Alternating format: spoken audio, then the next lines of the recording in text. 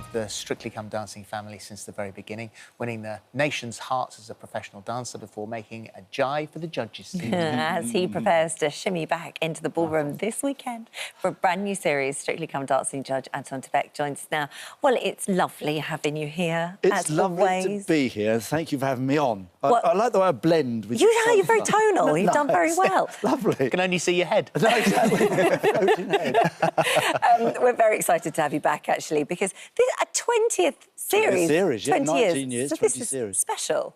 Special, very special, and made more so because of coming out of COVID and a couple of years of not having audiences. And last year we were screened off from the judges, so we were separated. Yeah. And we didn't go to Blackpool, of course, which is such a big part of Strictly Come Dancing. For the professionals too. For the pros, we have the things like the extra dancers go there and the whole thing feels bigger, and it's a lovely sort of moment within the series. We're going to Blackpool, the sort of spiritual home of ballroom dancing, and you go to the Tower, which is a beautiful Frank Matcham designed theatre stroke ballroom. It's beautiful, and you get more people in the audience, so the whole thing just... And when you make... I remember dancing with partners over the years, and you sort of go, OK, you don't worry about the final, you go, let's make it to Blackpool. See if we can get to Blackpool. And when you've made the... It's like a mini-final. And then there's that sort of, OK, on we go to the final. And it's so brilliant. And, of course, we haven't had any of that over the last few years. You've said quite recently that one of the things that's made it a success, and we've sort of talked about this with Dancing on Ice as well, when you have the audience who are the fifth judge. Yeah, I think it's imperative. I think it's the only way it works, really. I think it's such a crucial part to the show, the audience voting for their favourites. And it doesn't matter whether they vote for technical reasons or just because they like them. Because I think that just balances the whole show. And I've always believed that the show is owned by the audience, really. It's the audience issue. The BBC make it, and Dancing on Ice is similar. The audience, the BBC make it, but it's really owned by the audience, because if it wasn't for the audience at home, there'd be no show, because we'd just be watching professional dancers dance, and we did that years ago, and it wasn't that interesting. So we want you know, the people that we know and the famous faces to be doing the show, because we want to see that, and we want to be able to vote for the ones that we like. It also makes it unpredictable. It's quite makes it unpredictable, and that's what we want. We can't. And then the great thing, of course, the audience at home who own the show, they're the fifth judge. They're the ones that count. Vote for the winner in the final. Well, while you're mentioning the judges, you are now a permanent judge, and there is no greater way of knowing you're on the right track when it comes to your judging than being nominated for an NTA. So well done, you. You're a very good company. David Walliams, Mo Gilligan, RuPaul, and yourself. So well, I was hoping you wouldn't mention the other three, but that's fine. You might. That's I mean, they're great people to be up against. But amazing. For your first sort of year of doing it last year, like that must feel lovely going into this series. Amazing, really. I feel honoured. I'm overwhelmed. I feel blessed. I feel like the luckiest guy in the world, really, because, you know, I love the show, as everybody knows. I have said it for many years, and I love being part of the show and being able to.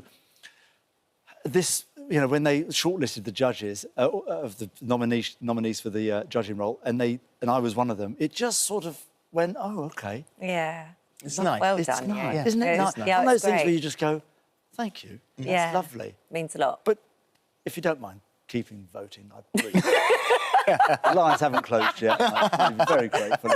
I mean, the only thing I've ever won on Strictly Come Dancing, and I'd be eternally grateful. Oh, yeah, there you go. There you go. All worked out well. Make me beg. Well, I'm happy to beg and pay, frankly. Anything it takes. You've got a good lineup this year.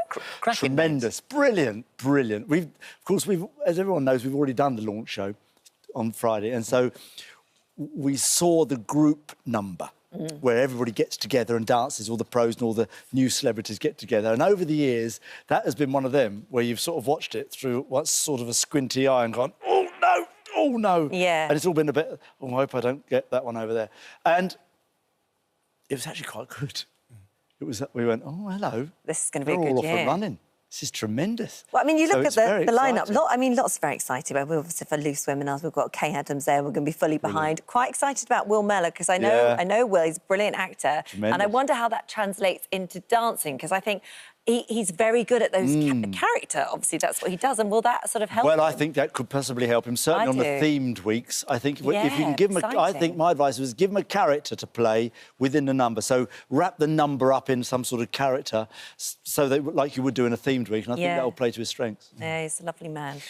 We should talk about... This is another string to your bow. Is this the Ballroom Blitz, the fourth book? Fifth book? Fifth in the series of the Buckingham series. Yeah, so it's 1940s now, and it's we're 1940s, time we're of into the the Blitz. war, Yeah. time of the Blitz. And it's a continuing saga of the Buckingham Hotel. And I can't tell you how... Again, thank you to everybody who's enjoying the books and buying the books and reading the books, because I love doing them, and I'm really enjoying doing them, and I'm loving developing the characters. And they're, you know, all the characters are just people I've met over the years, and sort of places I've been, and that's the way I've always thought about the characters. They're actual people that I met and know, and some people we might know, and, you know, people from my past and stuff. So that's how I develop the characters, really. Do they know? No, not really. I've not mentioned it to many of them, but I have mentioned it once or twice in sort of chats about it, that, oh, such and such is a bit like such. I mean, my esteemed hero, Raymond de Guise, has an element of the Len Goodman about him when he was a young man. He's tall and strapping, and he had that about him. But he looks a bit more like Henry Cavill than... And he's sort of all... But Len always had that sort of swagger and that charisma. Yeah. That, you know, a young Len.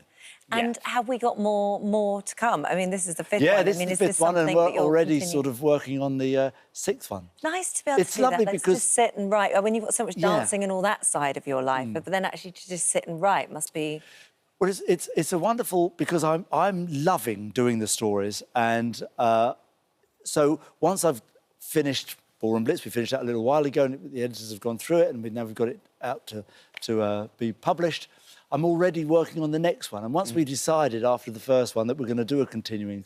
Although they're standalone novels, you can pick them up at any time. Once I knew this was going to be my timeline, I love just continue with the thoughts. I love the fact when you're in the 1940s, you have a vast amount of time ahead of you. There is every possibility you could be sitting here and we could be saying, right, it's book 312, it's 1985. 1985, it's a great year. Hotel's still there. Took the gold medal in 1985. Highly commended. Well, there you go. That'll go in. I can't wait for Friday. The 7 p.m. is the launch show. Ballroom Blitz book that we're talking about there is out on the 13th of October, but I imagine you can pre-order it now. Can pre-order it now, yeah, and do. Good luck at the NTAs. Thank you so much. And we'll be watching over the weekend with Strictly. Good to have you back. Sounds like a fun time. Doesn't it, just? Thank you. Thank you very much. Thank you. Thank you.